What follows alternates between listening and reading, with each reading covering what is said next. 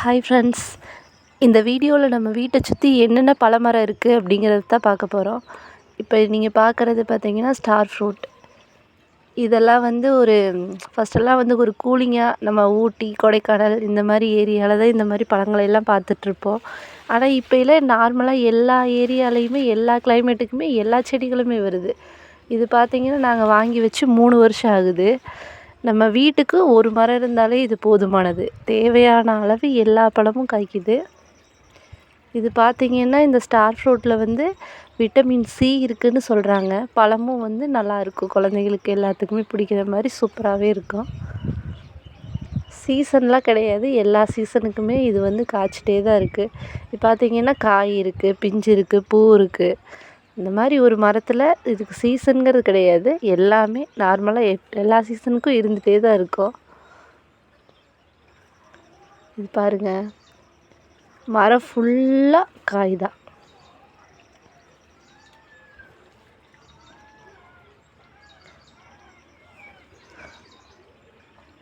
பார்க்குறதுக்கே அவ்வளோ அட்டகாசமாக இருக்கும் உங்களுக்கு. இது அத்தி மரம். இதில் பார்த்திங்கன்னா பிஞ்சு நிறைய விட்டுட்டே தான் இருக்கும். ஆனால் இதில் நம்ம பெரும்பாலும் சாப்பிட முடியாது. ஏன்னா இங்கே அதிகமாக கிளி, குருவி இதெல்லாம் இருக்கிறதுனால அவங்களே எடுத்துகிட்டு போயிடுவாங்க. இதில் நான் மொத்தமே பார்த்திங்கன்னா ஒரு 4 பழம் தான் எடுத்துகிட்டு இது வரைக்குமேன்னு. ஆனால் பார்த்திங்கன்னா காய் நிறைய வச்சுட்டே தான் இருக்கும்.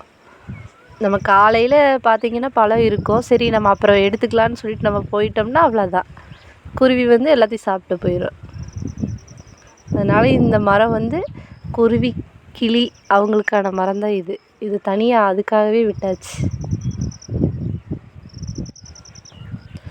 இது ராமர் சீதா.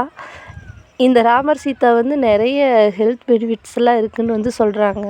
அதுக்காகவே இந்த மரம் வாங்கி வச்சுருக்கோம். இதோட பழம் பார்த்திங்கன்னா சீதா பழத்தோட டேஸ்ட்டில் தான் இருக்கும்.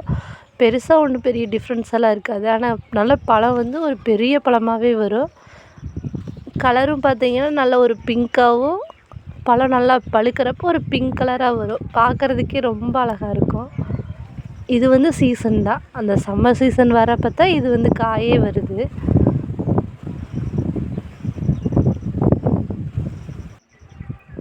இது பார்த்திங்கன்னா சாத்துக்குடி.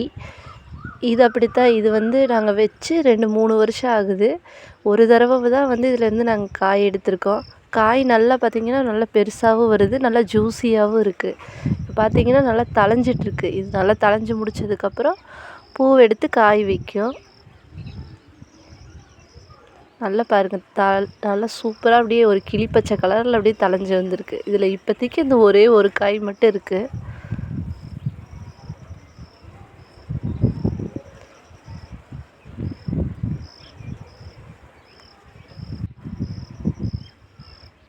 இது பார்த்திங்கன்னா பலாமரம். இது பன்ருட்டி பலா. இதுவும் நான் வாங்கினப்பயே சொன்னாங்க 4லேருந்து 5 வருஷம் ஆகும்னு சொல்லியிருக்காங்க. இப்போ நாங்கள் வச்சு இது 3.5 வருஷம் ஆகுது.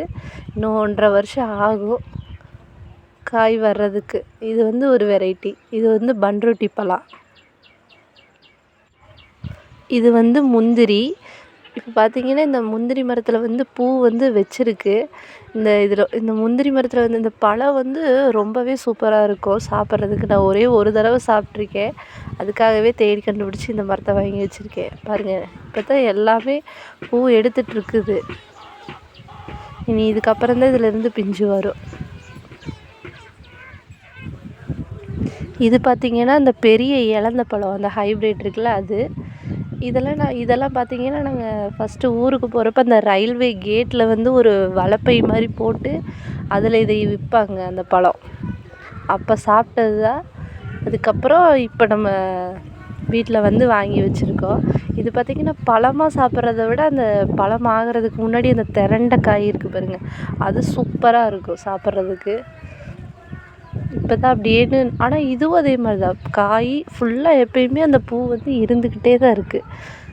பார்த்திங்கன்னா காய் இப்போ தான் நிறைய பிஞ்செல்லாம் இறங்கியிருக்கு. இது கற்பூரவள்ளி. இது பார்த்திங்கன்னா பப்பாளி 2 மரம் வாங்கி வச்சோம். ஆனால் அது 2மே பார்த்திங்கன்னா வருங்க இப்படி ஆண் மரமாக போயிடுச்சு. இது இனி காய்க்காது, இது வேஸ்ட், இனி வெட்டி தான் போடணும். இதுவும் பார்த்திங்கன்னா இது கற்பூரவள்ளி. இந்த பழம் இது பார்த்திங்கன்னா மாதுளை. இது ஒரு சிகப்பு நாட்டு வெரைட்டி. இதோட உள்ளுக்குள்ளேலாம் பார்த்திங்கன்னா சிகப்பாக தான் இருக்கும். அதோட முத்து எல்லாமேன்னு சாப்பிட்றதுக்கும் நல்லா டேஸ்ட்டாக இருக்கும். இது ஒரு நாட்டு வெரைட்டி தானா. ரொம்ப பெருசாக வராது, ஒரு அளவான ஒரு மீடியம் சைஸுக்கு வரும். இதுவும் பார்த்திங்கன்னா அணில் இங்கே ஜாஸ்தி. அணில் வந்து நிறைய பழத்தை கடிச்சு வச்சுட்டு போயிடும்.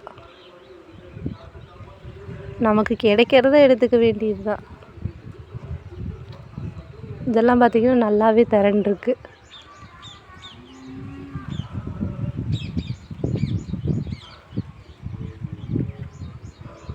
பிஞ்சு எப்பயுமே இதுலேயுமே பிஞ்செல்லாம் நிறைய இருந்துகிட்டே தான் இருக்கும். இது பார்த்திங்கன்னா சப்போட்டா. இன்னும் இது வந்து காய்க்கு வரலை. பக்கத்தாடியே இருக்கிறது பார்த்திங்கன்னா வந்து ரெட் வாட்டர் ஆப்பிள். இது நல்ல பழம் வந்து நல்லா பெருசாகவே இருக்கும். சாப்பிட்றதுக்கும் சூப்பராக இருக்கும். நல்லா கொத்து கொத்தாக நிறைய காய்க்குங்க. அவ்வளோ சூப்பராக இருக்கும். இப்போ தான் அப்படியே தளைஞ்சு எடுத்துட்ருக்கு. இது பார்த்திங்கன்னா பச்சை பழம். இந்த நெட்டே ஃபுல்லாக நாங்கள் பார்த்திங்கன்னா வாழை தான் வச்சுருக்கோம். கற்பூரவள்ளி, மொந்தை, அப்புறம் வந்து பச்சை நாடாம்பழம். இது எல்லாமே இந்த லைனில் ஃபுல்லாக இந்த வாழை தான் இருக்கும். இது பார்த்திங்கன்னா இது ஒரு பலா வெரைட்டி. இது வந்து தாய்லாந்து பிங்க்குன்னு வந்து சொன்னாங்க. நீ வந்ததுன்னா தான் தெரியும். இது பார்த்திங்கன்னா ஒரு திராட்சை.